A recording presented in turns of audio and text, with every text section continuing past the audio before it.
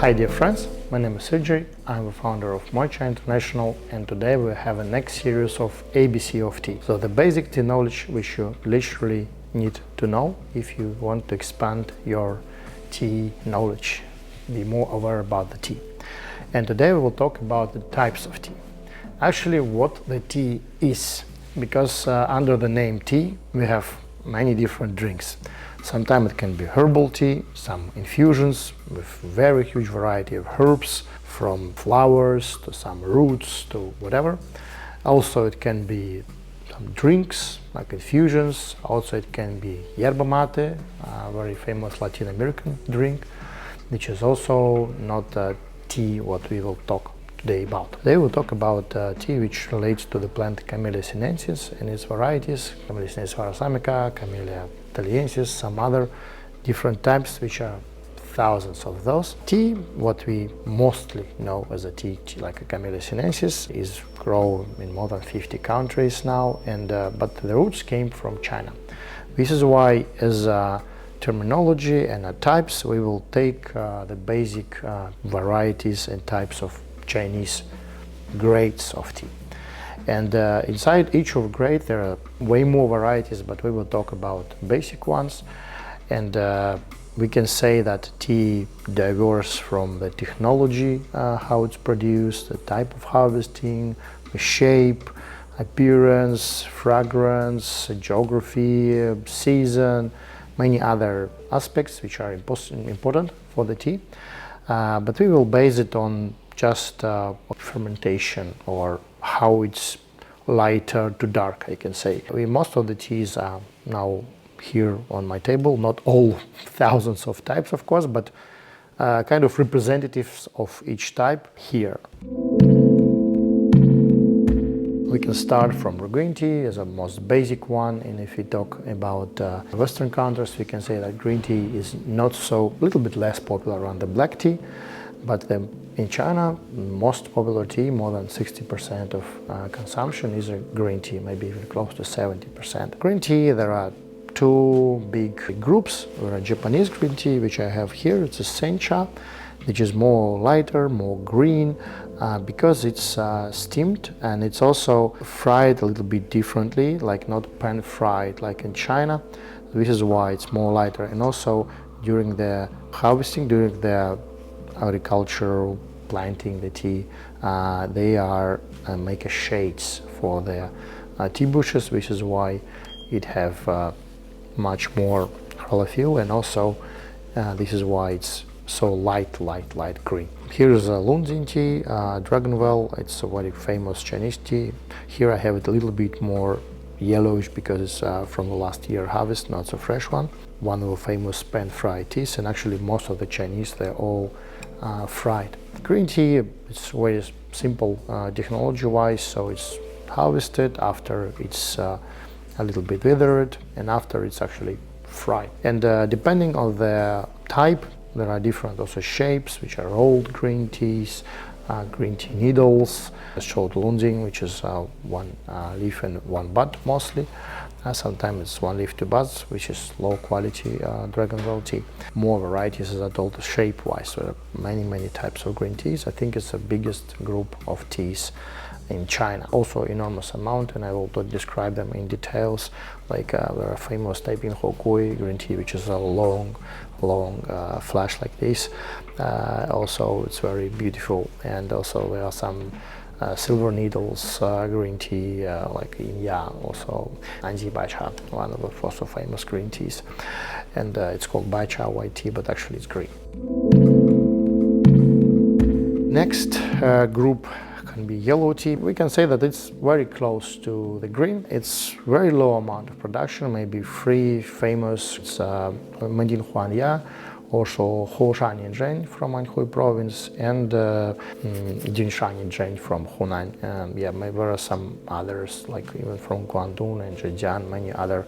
The most specific process during the yellow tea is sipping. Very long roasting and very low temperature. Especially you can see like how it's Hoshan Huanya processed. It's also very specific yellow tea, and the technology pretty close to other Injane like Maidin Huanya and the other one, Jinshan Injane. Very similar processing. And mostly it's processed from the buds, much rarely from one leaf, one bud, and very rare like a big leaf yellow tea.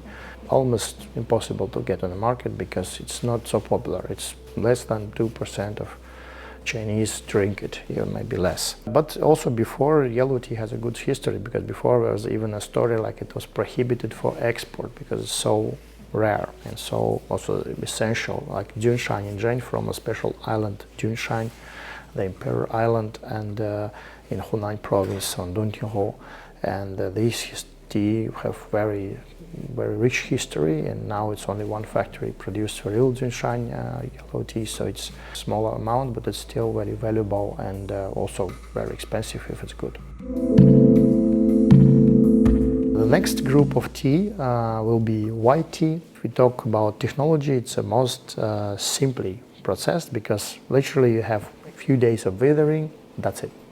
Proper drying in shade and nice ventilation, and some types of white tea also use like a drying method depending on the weather, because if weather not fitting the withering, sometimes farmers need to dry them on a machine, especially the lowest type, Shomei. If you talk about white tea, actually we can divide white teas in two big groups. The biggest amount of white tea produced in Fujian tea, and the second group is from Yunnan. So here I have Yunnan. It's called Yunnan by Hao and Jane, but actually it's not by Hao and Jane in terms of Fujian technology, but yeah, farmers call it this way.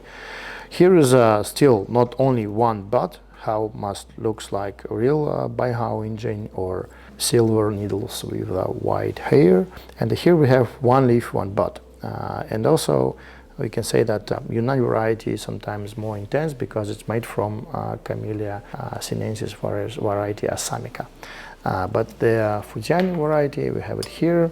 Here is a Gunmei or Shomei variety. It's made from Camellia sinensis, and it's a little more sweet, a little bit not so strong taste, I can say, but more floral, more fruity in a way. And this is representative for Gunmei, what I told. But actually, if we talk about all the grades of white tea, it's also, we can say that it's about four main grades, like Injane or only one bud. After that we have Baimudan or white peony. This is, we have one bud and two leaves. And we have also Gunmei, which I have here. It's one bud and three leaves. And we have Shomei, which we have big leaves, like 4 or 5 leaves. It's the latest harvest. And also these teas are the same as a green, the same as actually any other types. They are all, how to say, shredded in time, because the first time Tochun cha, the tea which is harvested, or Minqian cha also, or first flush, yeah, so tea which harvested like the earliest in spring. It's mostly related to yellow, white, green and red teas, because Oolong all the time, Oolong variety, which I will talk later more, it's all the time harvested a bit later. But actually, white tea, we have a pretty specific regions. It's northern Fujian province, mostly it's Zhenhe, Sunxi and Fudin area. And in Yunnan, it's mostly in Puer. It can be also compressed in a shape of a cake or any other shape also. It's Shomei tea, but this is also from Yunnan province. So this is a good example of Yunnan white tea, a little bit lower grade than this, the buds Yunnan tea, but also pressed in a cake. It also can be aged county, but also in other places too. In Insan you can also find some white tea and other. Now actually tea geography is really changing, because more and more farmers grow different types, so it's not necessarily relates to the same place. For example, Lunjing we know as a origin from Zhejiang, from Hangzhou, and from other regions of Zhejiang province, but now Lunjing also successfully produced in Guizhou province, in Sichuan province, and the quality, I can say it's worse. Even it can be at least similar, or even same, or even better, depending on the actually quality of processing.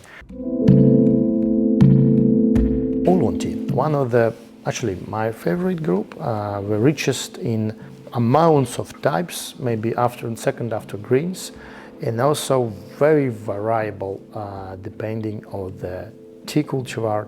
We have many varieties which are very different also by shape, also by taste. So it can be very green, like here we have Tieguani, very famous Oolong from southern Fujian, from Anxi County.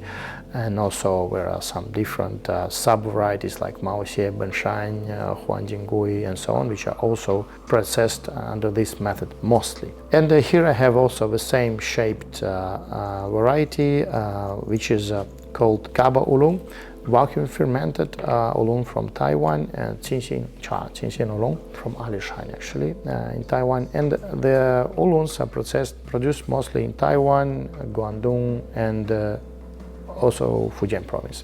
But now the more and more farmers who grow also oolongs in Yunnan, in Guizhou, in other regions of China, but this is kind of mother regions.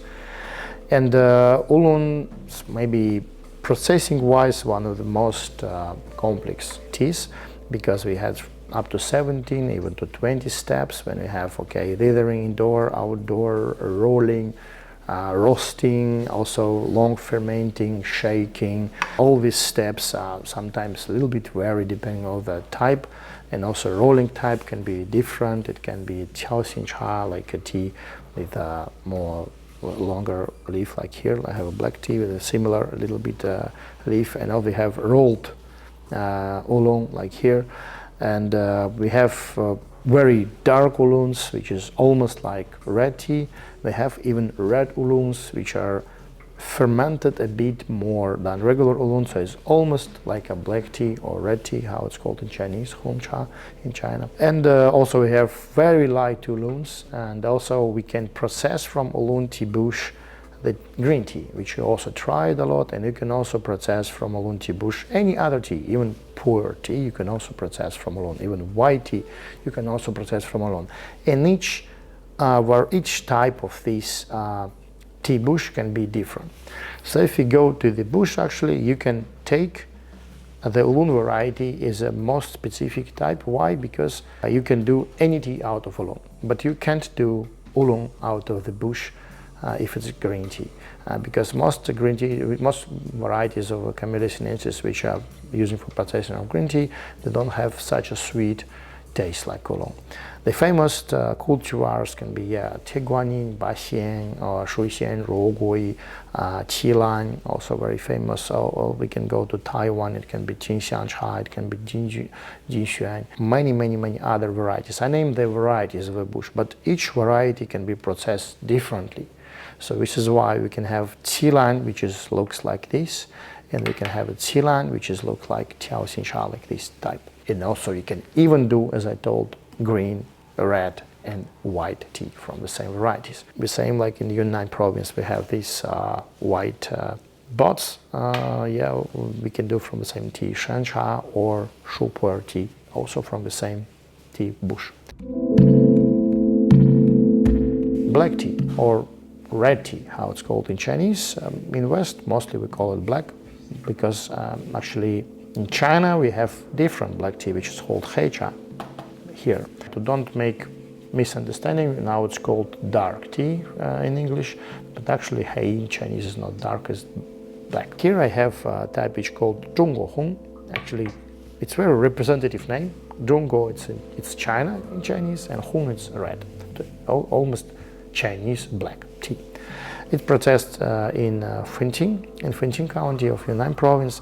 It have a needle shape, but this is not only buds, this is also a leaf, one bud, or one leaf, two buds mixed together. And also it's very sweet and intense taste because of the cultivar, because of technology. Also shaped, especially fermentation, a little bit softer and shorter period of time compared to other blacks. It's quite specific and I really like it. It's very good balanced. Black tea produced also in most of the tea processing, tea production counties and tea production provinces of China. It's everywhere we have black tea. Actually, it's fermented quite strong for 8 hours, and technology is also much more simple than oolong, but more special and more difficult than most of the green teas. So actually we have weathering for 24 hours mostly. After that we have rolling for 30 minutes average. And after that, they have fermentation for 8 hours. And after that, we have drying. Sometimes it's by machine, sometimes it's by sun. It's called shai gan cha, dried on the sun. This is basic, but we have much more different types of red tea, which is processed a little bit more different. The most famous representatives of black tea, it can be Xin Hong Cha, it can be Dian Hong Cha from Yunnan. It can be, of course, Ginger Mei from Fujian, yes, Shaozhong Cha also from Fujian, Inde Hong Cha from Guangdong, Weiding Hong Cha from Sichuan, and yeah, many others actually. Puer tea, actually, we can call it dark tea or kind of post-fermented tea, some people call it this way because of the type of fermentation. Actually, the Puer tea divides 3 major groups even, because sometimes this, back to this white tea, it's called also sometimes white Puer in a way, or as a variety of Shen Cha or raw Puer tea. Shen Cha is very different from Shu Cha. It's actually almost looks like green tea, but biggest difference between Shen Cha, Shen Puer tea and green tea actually is a type of drying and also type of roasting. So the roasting, the frying actually on a wok or in a special machine. Shen Puer regularly used a little bit lower temperature than the green tea. Also, the main specification is about the drying. The green tea is actually dried fully on a machine mostly or on a wok. Still it's dried, and Shen Puer mostly dried under the sun. Plus, it's different varieties, Camellia sinensis varieties. And here we have Camellia sinensis mostly for most other greens. You can also do green tea from Puer variety, big leaf variety from Yunnan province, but it will be different tea still. Puer tea, Shen Puer, raw Puer tea, white Puer tea, and Shu Puer tea is 3 very different fermentation-wise groups. So actually, white Puer, we can call it white tea. Shen Puer is a divided special group. It's not green tea, but we can't name it dark tea also. It can be part of this post-fermented group. So it's 2 very different groups. And the same we can say about other groups of dark tea. Actually, I can show you how it looks like. Most of the Puer they have in the shape of the cakes or bricks or many other compressed shapes. So actually it looks like this. It's traditional Tizibing or 557 gram cake. It's packed in also in 7 cake stack. Tung, it's called in Chinese. And it also have very long tradition of producing in this shape. Modernly, we have a shape like for 50 grams, 100 grams, many different tea bricks, small bowls, whatever. Loose leaf tea and compressed tea also have a little bit different taste because of aging and storaging. It's also a different group. And this is a classical Puer, which we mostly know, and most of people know the Puer tea. And yeah, this is a ripe Puer, Shu Puer tea. Actually, this is my special blend, which I made not fully fermented, almost like a red tea Puer, and fully made Shu Puer. So this is just a shape. The tea processed in cakes for many centuries. It was only because of the transportation, just to make it more compact. Even now, it also have reason. It's very simply processed. We have loose leaf tea, we steam it, press it, and dry. That's it.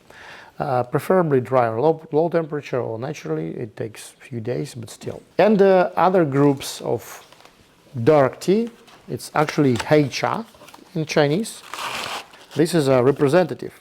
And Hei Cha have even much more varieties than the Puer because it's produced in Guangxi province, in Sichuan province, in Yan, Zhang Cha, Tibetan tea, and also in Hubei province, in Hunan province, and this is from Hunan. It's called Fuzhuan.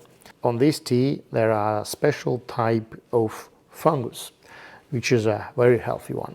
It's also very specific tea, and there are some crossovers we also done before. We make this tea from Oolong variety. We brought to Hunan and make some experiments, and also from white tea. So it's not necessarily locally produced, it can be any.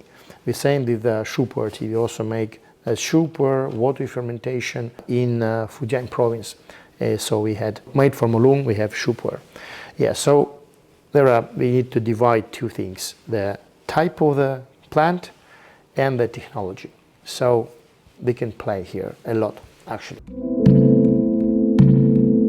There is a specific group of teas which not literally the group itself by the general, by the fermentation or processing technique, but there are also a special group which is called aged tea or Lao Cha. Lao Cha, specifically, we can say that mostly it was this. It was Puer or Puer later, Hei Cha, and white tea, Bai Cha. But also in Taiwan, very famous Lao Cha made from Oolong, Lao Oolong Cha. Also quite rare but very specific Lao Lu Cha, aged green teas, even aged red teas.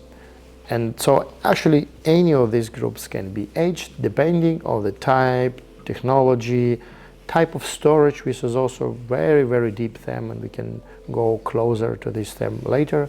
For me, actually, it's like additional technology, because when you store it properly, and the tea can be so much changing during the storage, because for the groups of teas like Puer or Hei Cha, there actually was not a fixation process, so fermentation didn't stop. Also the white tea, and not fully stopped actually. During storage, all the process in tea also continues, just slower.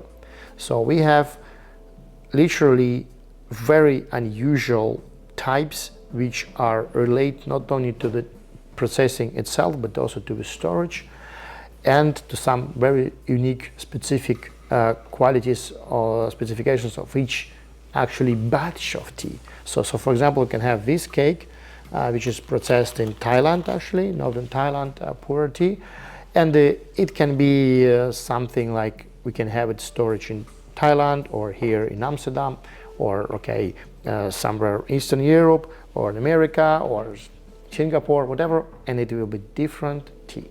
Just humidity, temperature, ventilation, any other conditions, it really affects the flavor. It's also separate very huge role. Now aged tea is also very, very valuable on the market, especially by tea lovers with expertise.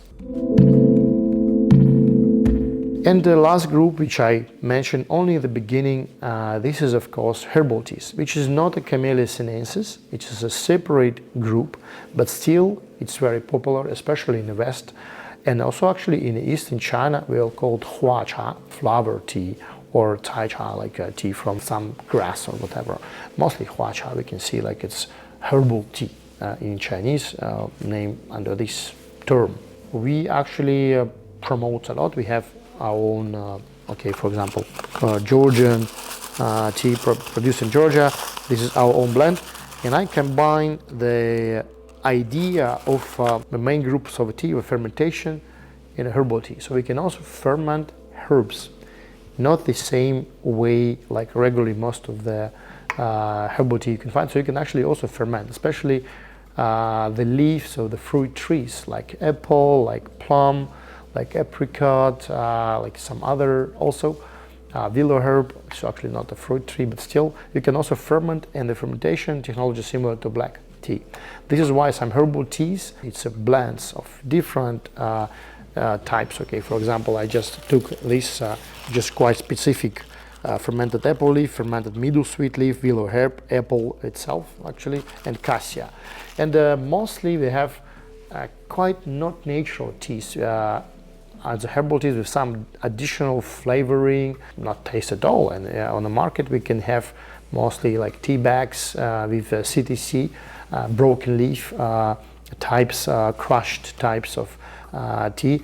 Mostly it's a black tea, but also there is a lower grade of green tea on the market in the biggest amount. These teas, for me, it's not tea even because it don't have so rich and so delicate flavors as a loose leaf tea, which I just described. in this video. Good herbal teas, I think it must be, of course, loose leaf tea. It must be also harvested properly in natural reserves or some remote areas. And also you can blend it with some fermented herbs or even with the tea, because whereas also back to the types of Chinese tea, we have many blends in China which are traditional, like jasmine green tea. So we have green tea with jasmine flowers, and they have red tea with osmanthus, which is very famous now, popular in current moment in China. I think it's best combination if you want to have some floral taste, which is mostly present on mass market, and mostly it's not natural ingredients. Herbal tea is a very good alternative to that, or you can mix a herbal tea with a Puer or red tea, which is very easy, can be blended. And also sometimes you can even blend tea with tea, but blending is a separate topic. Maybe I tell more in a different video. Actually, I try to summarize a bit. So we have two big groups of the drinks which we call tea. First is not Camellia sinensis, which is herbal tea. Second is Camellia sinensis. And inside these groups we have 6 major groups, but we have many sub-branches, subgroups. And also we have a separate product like aged tea, which can relate to most of the types and mostly represented by Puer, HA and white tea. I think this is enough for the very beginning. I really appreciate your attention and comments. Please leave below some feedback, and also I will really appreciate your questions, because I planning to film more detailed videos for the beginners and also as a kind of a small tea school. So please tell me what topics you think is very interesting to open, and inside which of the topics I started today you interested to go deeper. Yeah, so thank you very much for watching. Have a nice day, drink good tea, and hope to see you again. Bye bye.